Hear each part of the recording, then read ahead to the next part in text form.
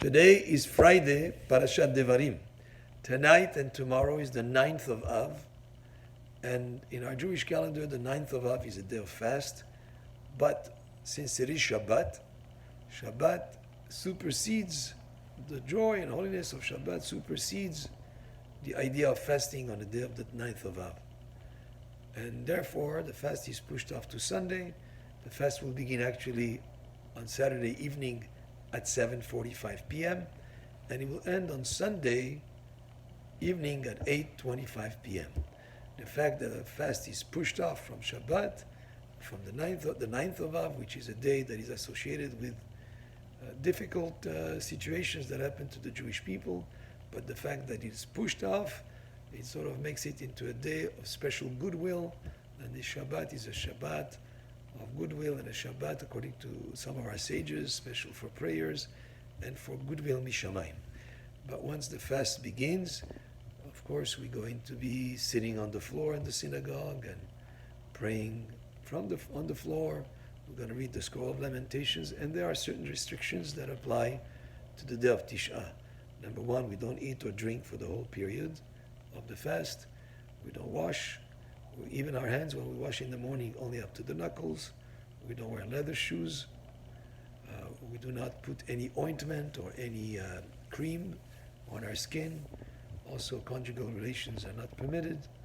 And it's a day that is dedicated to mourning the destruction of the temple, and also to realize what caused the destruction and to improve our ways. It was sinat chinam, it was hatred in vain. So we should see how we can develop and nurture more love and harmony and peace amongst ourselves. It's a day also to refrain and to realize the importance of refraining from Lashon Hara, because after all, when the Jewish people cried in the desert when the Meraglim, when the spies came back, that was the 9th of Av, they spoke Lashon Hara about the land of Israel. So we are to move from the adversity and the historical suffering of Tisha Beav, to move from that to inspiration, to be inspired into doing good, into improving ourselves, and to becoming better people, and to increase chesed, kindness, and love amongst ourselves. And just like the Pasuk says, Ve'afta l'reacha kamocha, you shall love your neighbor as yourself. These are the type of concepts that we have to bring into our mind as we mourn the destruction of the temple, and as we realize what brought about the destruction and what we need to do to avoid those sins and to improve ourselves so we can merit the coming of Mashiach. Now, remember, there is no Havdalah on Saturday night because we cannot drink the wine. We wait until Sunday night to do Havdalah. However, the Havdalah is still a portion in the Amidah that we say Atahon Antan, we still added.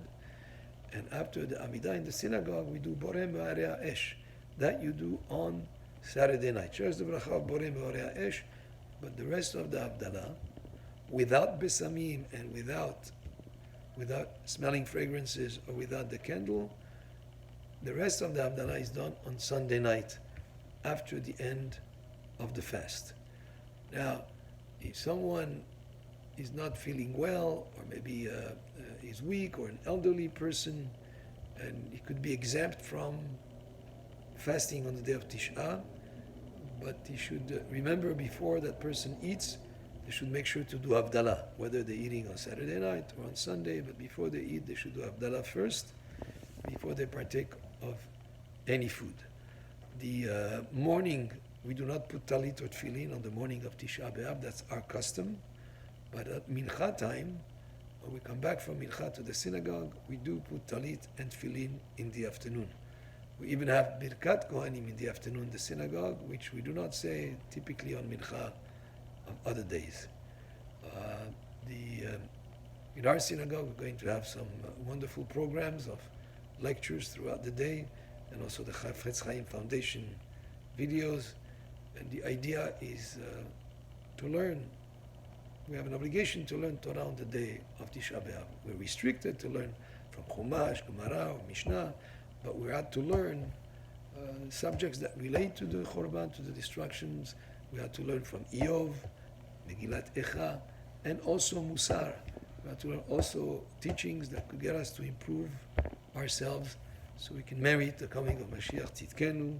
Bimera b'yameinu. Amen. Baruch Adonai le'olam. Amen v'amen. And Shabbat Shalom.